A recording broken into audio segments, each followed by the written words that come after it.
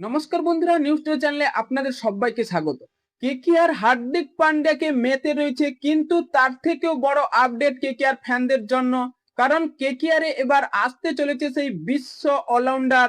এবার কেকেআর এর টার্গেটে রয়েছে। হ্যাঁ বন্ধুরা, কে সেই বিশ্ব অলরাউন্ডার যে এবার কেকেআর এ আসতে চলেছে, তা সবকিছুই আমরা আজকের ভিডিওতে আলোচনা করব। তার আগে কেকেআর এর ফ্যান হলে ভিডিওটিকে করো লাইক এবং ভিডিওর কমেন্ট বক্সে লিখে জানিয়ে দাও আমি কেকেআর। হ্যাঁ বন্ধুরা, আইপিএল 2026-এ যে ভুলটা করেছে তাদের ক্যাপ্টেনশিপ জন্য বা তাদের ইনজুরিতে যেসব ক্রিকেটাররা পড়েছে তাদের সমস্যার জন্য কেকেআর একটু হলেও বিভ্রান্ত হয়েছে। তাই 27 সালের জন্য কেকেআর প্ল্যানিং এ হাঁটছে, তাদের ক্যাপ্টেন্সি আনতে হবে এবং যারা ইনজুরি থেকে ভালো কামব্যাক করতে পারে সেই সব ক্রিকেটারদের কেকেআর আনতে চলেছে। সেখানে কেকেআর এর লিস্টে এবার বড় নাম উঠে আসছে বা সেই ইংল্যান্ডের তারকা ক্রিকেটার বেন স্টোক। কারণ এই বেন স্টোক তাদের জাতীয় দলের নিউজিল্যান্ডের বিরুদ্ধে যে টেস্ট ম্যাচ চলছে সেখানে তৃতীয় টেস্ট ম্যাচে তিনি অবসর ঘোষণা করলেন, তিনি আর টেস্ট ম্যাচ খেলবে না। তাই এটা পুরোপুরি স্পষ্ট যে আইপিএল 2027 মিনি অকশনে সেই বেন স্টোককে দেখা যেতে পারে। সেখানে কেকেআর অবশ্যই টার্গেট করবে এই বেন স্টোককে আনার জন্য, কারণ কেকেআর এর ক্যাপ্টেনের অভাব রয়েছে। যদি ভাই হার্দিক পান্ডিয়াকে না পাওয়া যায়, সেখানে বিকল্প হিসেবে বেন স্টোক রয়েছে এবং তিনি একটা সময় বিশ্বের 1 নম্বর অলরাউন্ডার হিসেবে ছিলেন এবং তিনি এখনো আছে, তার টি-20 ম্যাচ খেলেননি। যাই হোক, পরের দিকে তাকে বোঝা যাবে যে তিনি কতটা বিধ্বংসী ব্যাটিং বোলিং সবকিছুই করতে পারে। কারণ এই হার্দিক পান্ডিয়ার সাথে যে ক্যাশ ডিল চলছে বা প্লেয়ারের পরিবর্তে কেকেআর কি আনতে পারবে সেই হার্দিক পান্ডিয়াকে, যদি সম্ভব হয় তাহলে কেকেআর তো এবার 2027 সালে কিছু ধামাকাদার আপডেট আনতে চলেছে। এদিকে হার্দিক পান্ডিয়া, বেন স্টোক যদি এসে যায় এবং ক্যামেরন গ্রিন রয়েছে, হার্ষিদ রানা, এবার কেকেআর 2027 সালের জন্য 4টে অলরাউন্ডার পেয়ে যাবে, একেবারে ধামাকাদার আপডেট।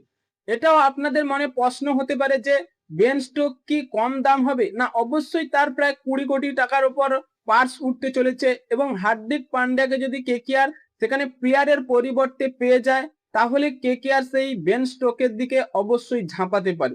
এবং কেকেআর বেন স্টোককে পাওয়ারও একটা বিকল্প রয়েছে, সেটা হচ্ছে কেকেআর এর যে মাতিসা পাতিরানা, তার যে 18 কোটি টাকার পার্স ছিল সেখানে তাকে যদি ছেড়ে দেওয়া হয়, কারণ তিনি ইনজুরিতে কেকেআর এর জন্য একটা ম্যাচ খেলেছি। তাই এই 18 কোটি টাকা দিয়ে কোনো প্লেয়ারকে তো রাখলে হবে না যে একটা ম্যাচ খেলবে তিনি 18 কোটি টাকা নিয়ে যাবে। তাই সেখানে মাতিসা পাতিরানাকে ছেড়ে দিলে কেকেআর 18 কোটি টাকা পেয়ে যাবে।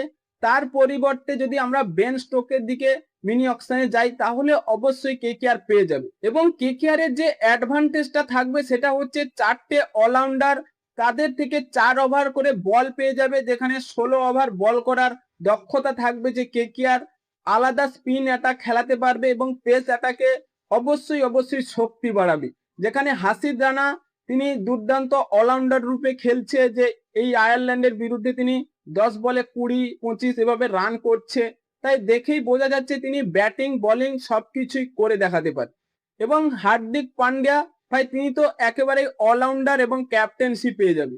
এবং বেন স্টোক যদি কেকেআর আসে, তিনি বিশ্বের 1 নম্বর অলরাউন্ডার ছিলেন, তিনিও ব্যাটিং বোলিং তার থেকেও 4 ওভার বল পেয়ে যাবে এবং ক্যামেরন গ্রিন কেকেআর এ রয়েছে, তার থেকেও 3-4 ওভার বল পেয়ে যাবে। তাই কেকেআর এই 4টে অলরাউন্ডার নিয়ে এবার 2027 সালে নামতে চলেছে।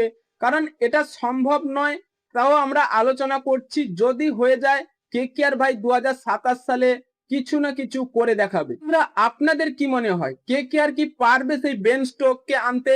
তাই এখনই আপনাদের মতামত কমেন্ট বক্সে লিখে জানিয়ে দিন এবং চ্যানেলটি সাবস্ক্রাইব করে আমাদের পাশেই থাকুন। ভিডিওটি শেষ পর্যন্ত দেখার জন্য আপনাকে অসংখ্য